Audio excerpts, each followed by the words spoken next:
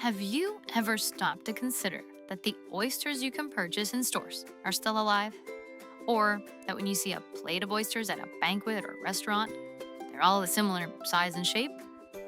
That doesn't happen by accident. Oyster harvesters don't just pull in cages of identical oysters that get tossed into a box and shipped off. Their hulls need to go through grading and processing. As an oyster grader and processor, you're taking these little sea creatures on a whole journey through a warehouse.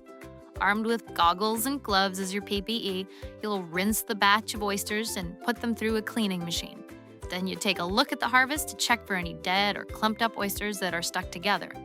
Then you dump the bins of cleaned and inspected oysters into a machine called a grater, and that's going to spin them around and sort them by size and weight into different buckets.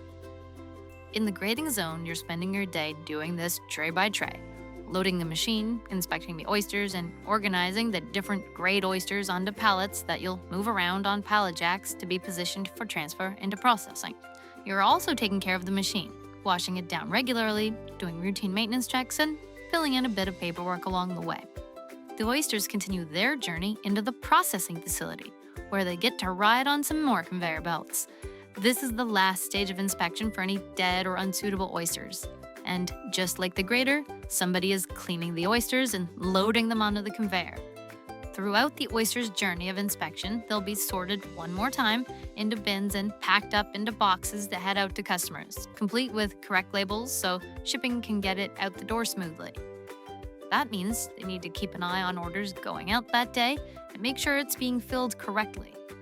This machinery needs to be maintained too, so regular cleaning and preventative maintenance is also a big part of your day.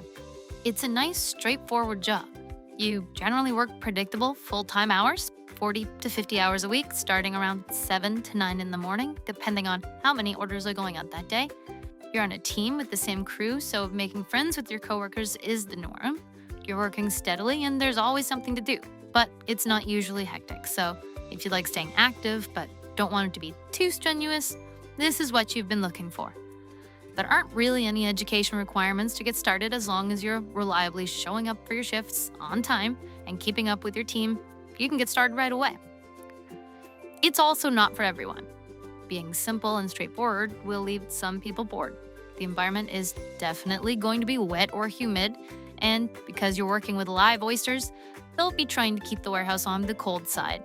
You're on your feet moving all day, and while the employees will tell you they don't notice it anymore, you do need to get used to the seafood smell.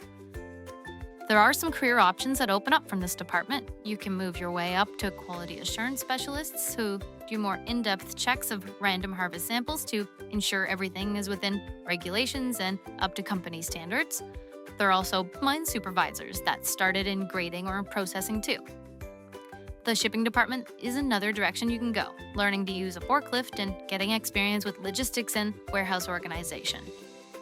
If you want to be able to show up, do your job, and go home without worrying about reports or reviews or presentations, take a look at Oyster Grader and Processor, as long as you're all right with getting wet along the way. In a steady, reliable environment, they get to stay active, work as a team, and not worry too much about change or pressure in their workday.